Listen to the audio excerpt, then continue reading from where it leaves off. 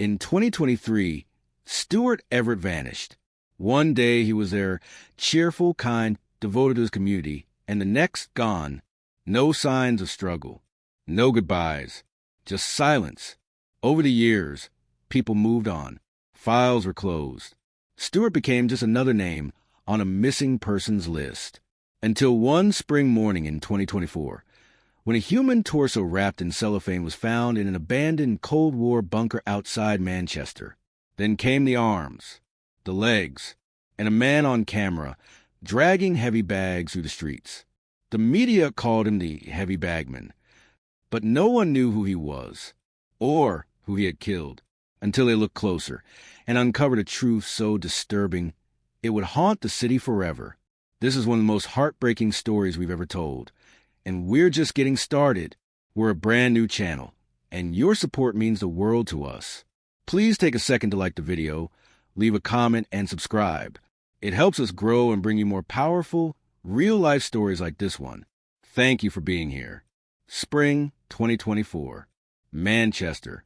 The city was just beginning to thaw from its long winter chill when a nightmare surfaced, quite literally.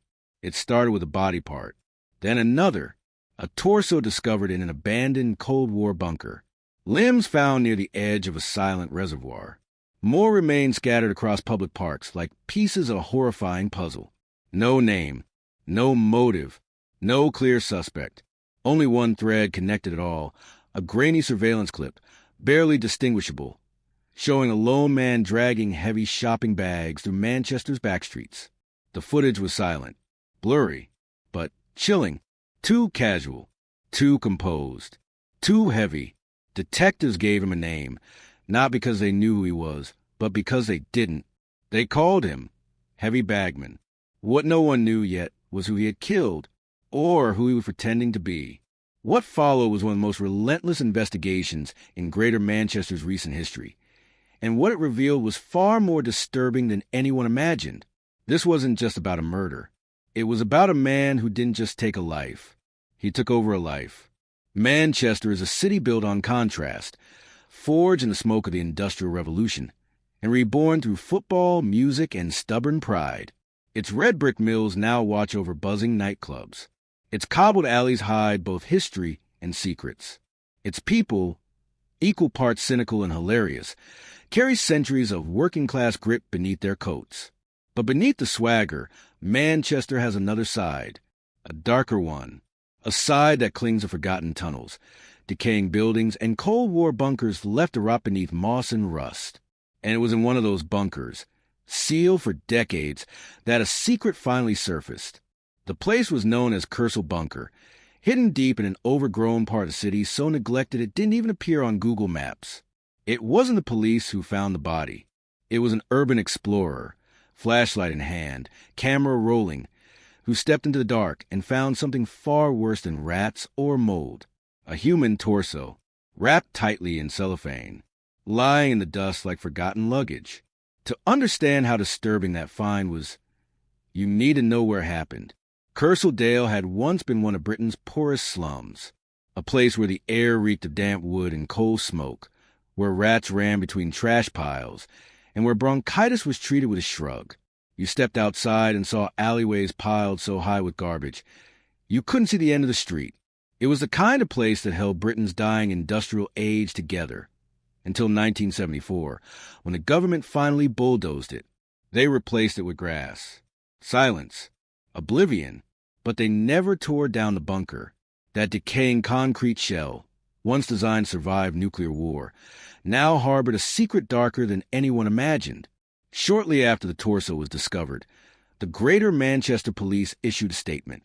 We know this discovery is deeply concerning for residents in the local area. Uniformed officers will remain present over coming days, and we encourage anyone with concerns or information, no matter how small, to come forward. These are the very early stages of a murder investigation, and we are doing everything in our power to uncover what happened and bring answers to light. But behind the press release, officers already knew this was no accident, no missing person wandering off. This was murder, and not just any murder, because no one, absolutely no one, removes their own torso and hides it from their own limbs. The torso had been discovered on April 4th, 2024, a damp Thursday morning. But what troubled investigators most was not the condition of the remains. It was the lack of everything else. No name, no ID, no suspect. The investigation quickly spiraled into a citywide operation stretching across Greater Manchester. Officers scoured every missing persons file. Nothing matched, so they turned to the streets, to the cameras, to the quiet eyes of the city that never sleep. And that's when they found him. In footage from a quiet commercial district, a man appeared, tall, unassuming, pulling a teal-colored, heavy-duty shopping bag through the street, casual, calm, like a man on his way back from the grocery store. But detectives already knew what that bag likely held. The torso, wrapped in cellophane, just hours before it was found abandoned in a decaying Cold War bunker. The man appeared again, this time on a doorbell camera, walking toward a park. Then again near the rear entrance. Always alone, always carrying something heavy, always vanishing before anyone noticed. They froze the frame, zoomed, adjusted, but it was no good. The image was too blurry, the man too generic. No witnesses, no fingerprints, no ID. With nothing else to call him, they gave him a name, Heavy Bagman. The Kersaldale area was quickly sealed off. Search teams descended on the park, the wetlands, the abandoned roads. They combed every inch of the bunker surroundings, digging, dredging, sifting. For 2 exhausting weeks. Nothing. Eventually, more body parts did surface, scattered in seemingly random locations. But not there, not in the park. And when they finally ran DNA on the torso, they got the worst possible result. No match.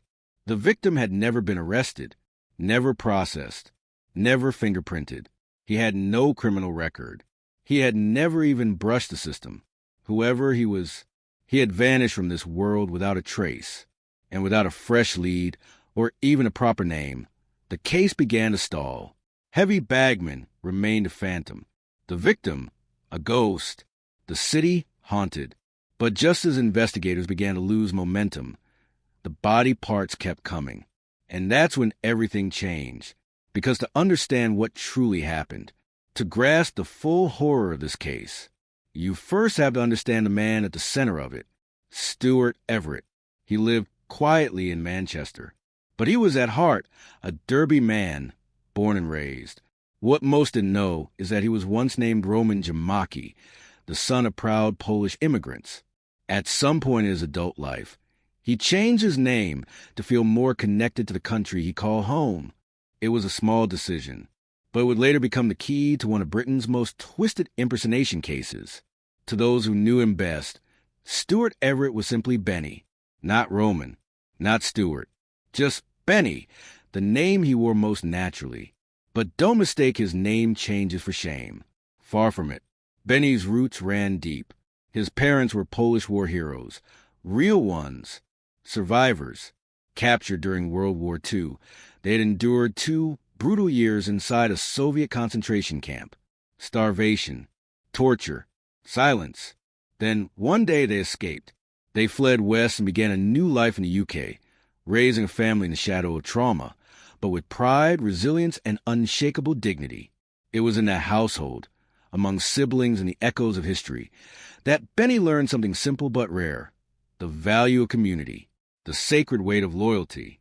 As an adult, he dedicated himself to public service. He worked first for the NHS, then for the Department for Work and Pensions. And through the years, Benny quietly built a reputation. Not flashy, not loud, but real. He was the kind of civil servant who remembered your birthday, stayed late when no one asked, and always listened. He never married. He had no children. But to his neighbors, his colleagues, and his local Polish community, Benny was family. By his mid-60s, Benny's body began to slow. A stroke forced him to retire earlier than expected. He now needed a walking stick to move around, but even that didn't dampen his spirit. If anything, it gave him the excuse he needed to finally slow down and do what he loved most, help others, By 2013, he was pouring his time into the Polish immigrant community in Manchester. He taught English to newcomers for free, running weekly classes that help people not just integrate but belong. He lived in a rented 3-bedroom house on Worsley Road in the quiet suburb of Winton, Salford. He didn't like living alone, so he rented out the other 2 bedrooms to fellow Polish migrants. That's how he met them, Michael Polchowski and Marcin Makowicz. This story, though, isn't about Michael, it's about Marcin. By the time Marcin moved into the house, around 2017, he and Benny had already known each other for over a decade. Marcin had just split with his longtime partner, the mother of his 2 children. Despite the breakup, he still saw the kids regularly. He worked in fast food, in and out of small jobs, sometimes at the Trafford Center, whenever shifts were available. To outsiders, it seemed like a humble friendship between 2 men from the same country. But those who watched closely noticed something else, something deeper. Neighbors often saw them together, chatting in the garden, shopping, laughing like old friends. In a private email, Benny once described Marcin as his partner.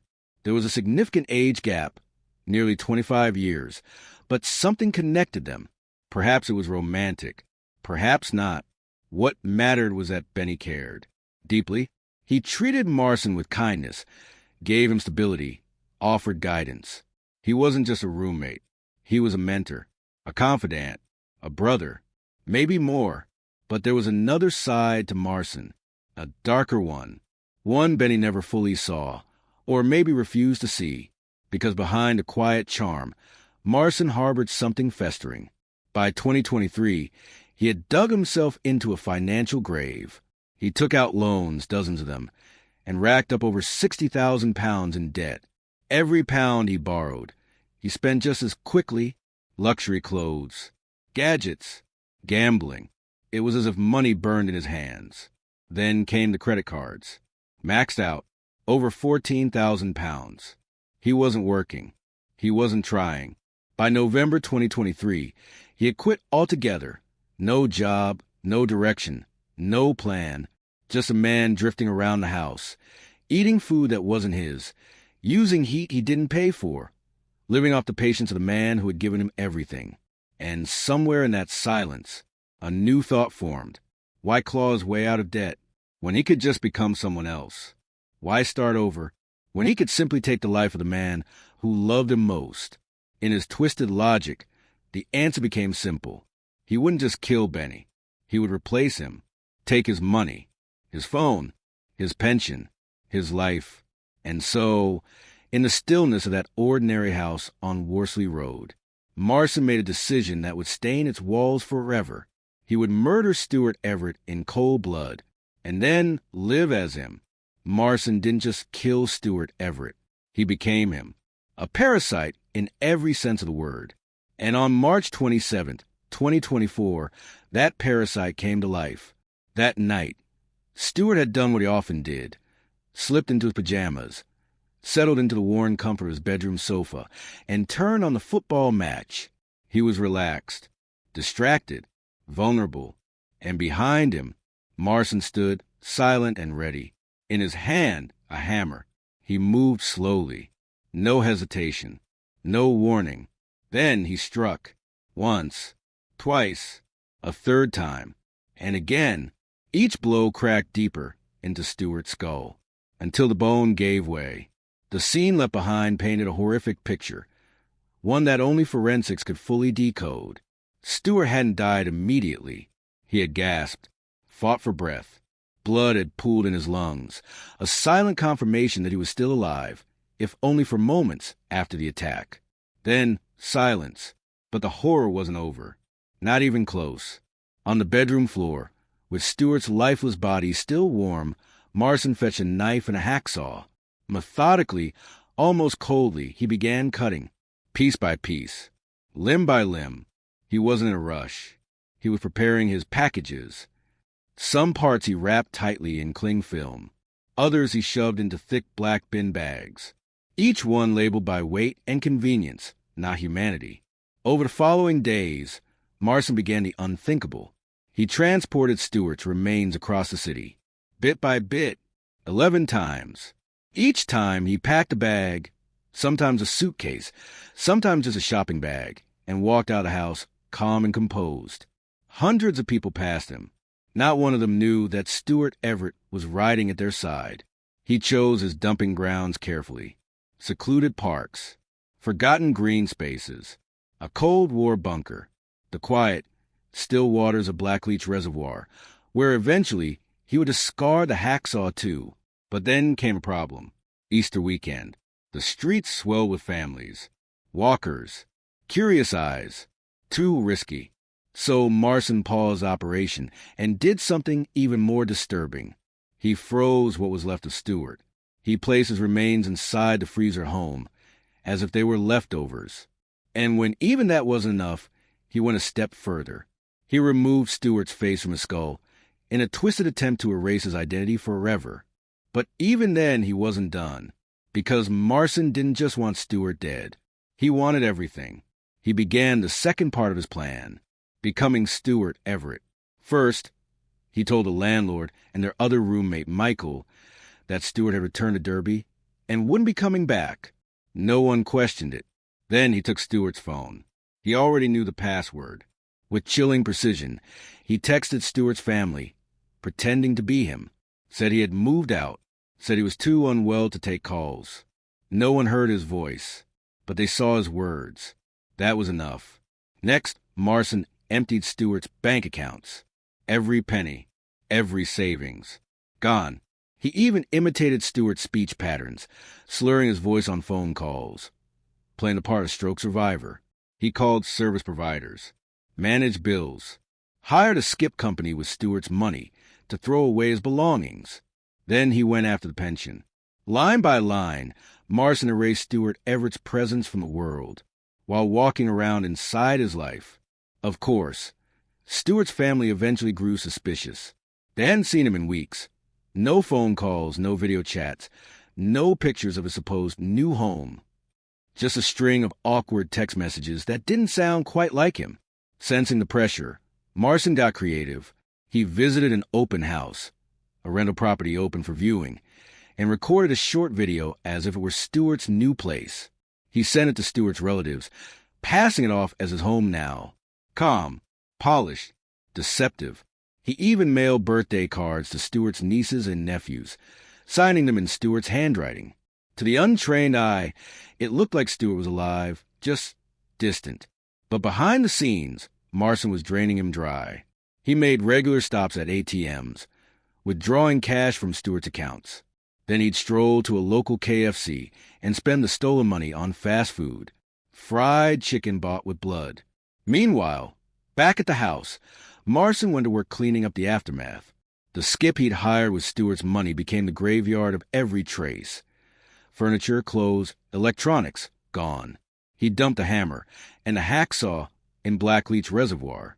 Everything else that couldn't be removed was attacked with bleach and antibacterial wipes. He scrubbed, wiped, washed, repeated.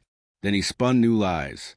He told the landlord that all 3 tenants, including himself, would soon be moving out. He told Michael, their remaining housemate, that the landlord had issued an eviction notice. He boxed up Stuart's possessions and claimed that the family had already picked them up. But some things are harder to hide. The carpet in Marson's bedroom had soaked up more than bleach could handle.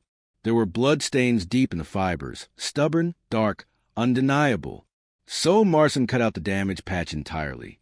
Then he found a similar swatch from Stuart's own carpet, sliced it clean, and stitched it into place. He stuffed the original, blood-soaked piece under his bed, planning to toss it later. But he forgot. A single square of carpet would become his undoing. His cover-up dragged on for nearly a month. By then, the torso had already been found at Kersal Bunker. Detectives had reviewed hours of surveillance footage and isolated several clips showing him, the now infamous heavy Bagman, hauling plastic-wrapped luggage through the city. But they still had no idea who he was. And Marson?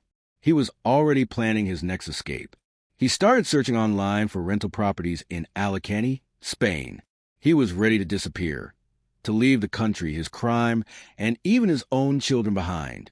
But neighbors noticed something was off. The garden Stuart used to tend sat neglected. He no longer walked to the corner shop. There were no sightings, no hellos, no small talk, just silence. Still, Marson believed he had fooled everyone, that his web of lies would hold.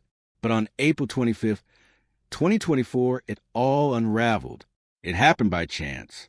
Claire Deli, an investigation support officer, was walking down a quiet residential street when she saw someone eerily familiar, a man whose posture, gait, and build matched the heavy Bagman. She didn't act immediately. Instead, she signaled nearby officers and discreetly tailed him, never letting him out of her sight. He boarded a bus. Uniformed officers boarded with him. Then, just like that, it was over. In front of you, you're detained for the purpose of a search regarding your identity. Could you pass us your mobile? Have you got anything sharp on you? Just making sure. We've had some information passed down from officers investigating a serious matter. Marson remained calm. Too calm. But the officers already knew. They just needed to say it out loud. It's now 12 minutes past 1. At this time, you are under arrest on suspicion of murder. Do you understand the charge? You'll be taken to the station for questioning regarding the incident in Salford. And just like that, they had him. Marson was finally in handcuffs. And once he was, everything began to fall into place. Police quickly traced his residence and, within hours, confirmed what many had feared. His housemate, Stuart Everett, hadn't been seen in weeks. That single discovery, paired with the evidence they had already gathered, unmasked the victim whose identity had, until then, remained a grim mystery.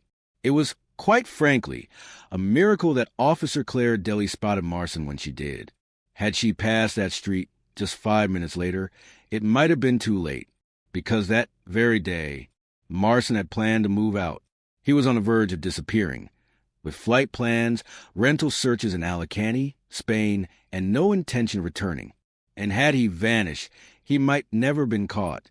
A rapid search of the property confirmed investigators' worst fears. In Marson's bedroom, they found the patchwork of a sloppy, panicked cover-up. Stuart's blood had soaked through the carpet, past the underlay, and into the floorboards. Under UV light, more stains emerged. On the walls, the baseboards, the hallway, and in the fridge freezer, another horror. DNA samples matching Stuart. Even with all of this, Marson said nothing in interrogation. He sat still, cold, unmoved. So the investigation moved outside, to the parks, to the rivers, to the shadows. Over the next several days, police discovered a staggering 19 separate crime scenes scattered across Manchester and Salford. But even with all that effort, only 1/3 of Stuart's remains were ever recovered. 2/3 of him, to this day, remain missing. Divers searching Blackleach Reservoir found the hacksaw, still coated with Stuart's blood. But what they found next was even more chilling. Stuart's skull, broken into 4 separate fragments, scattered deliberately into different parts of the murky water. It told a brutal truth. This wasn't just a murder. It was a butchering. When the trial finally began, it became clear. Marson didn't stand a chance. A forensic pathologist reconstructed Stuart's shattered skull and confirmed what investigators already knew. He had been struck multiple times with a blunt object, consistent with the hammer Marson had purchased. His DNA was everywhere.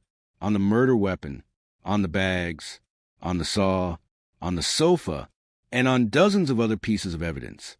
Detectives had sifted through over 2,000 hours of surveillance footage, collected more than 3,000 exhibits, interviewed 450 witnesses, and everything pointed back to Marson. Under UV light, the sofa was a bloodbath, saturated with Stuart's blood. Marson's DNA layered over the top. Even worse, Marson had tried to hide the sofa in a storage unit, as if burying it would erase what happened on it. And the birthday card, the one he had sent to Stuart's family, pretending he was still alive, handwriting experts confirmed. It was his fingerprints, his lies. The prosecution left no stone unturned. They detailed his purchase of the hammer and hacksaw. They laid out the texts he sent while pretending to be Stuart. They exposed his financial motives and his mounting debt. And when the judge spoke, he didn't hold back. He described Marson's actions as distasteful, but worse than that, as something deliberate, calculated, cruel, not a crime of passion, but a crime of greed.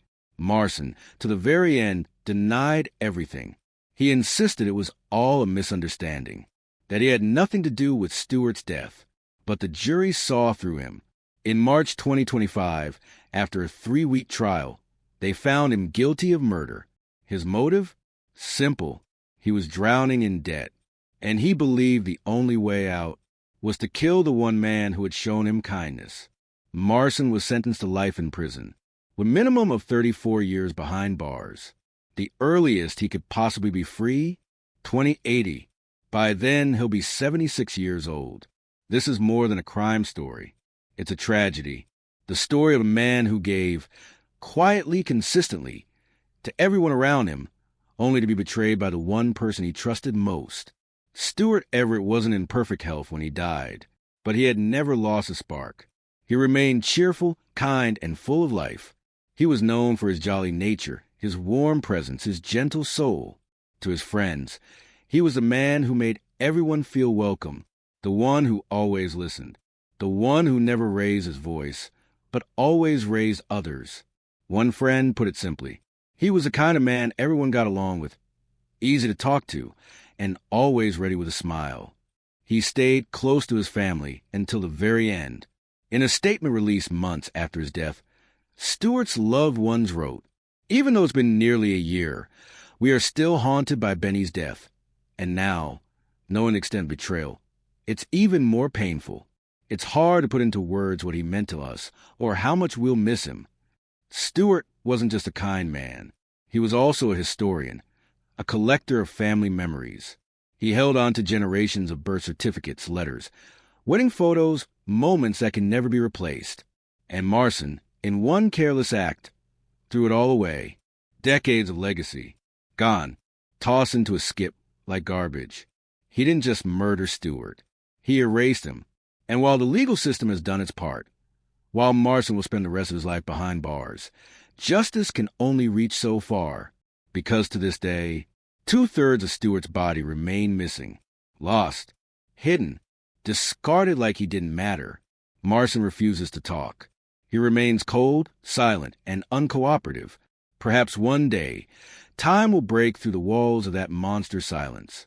But until then, Stuart's family and the truth remain incomplete. What kind of man kills someone, then buys fried chicken with their money? What kind of human being pretends to be the very person he butchered, just to squeeze a few more weeks of comfort from the life he stole? This wasn't just murder. It was parasitic cruelty. And it reminds us, painfully, that the most dangerous monsters often walk into our lives with a smile. Now I'd love to hear from you. What are your thoughts on this case? How does someone go this far without remorse and without breaking? Let me know in the comments below. I read them all. Thank you for sticking with me through this story. Take care of yourselves. Take care of each other. And as always, stay curious. See you next week.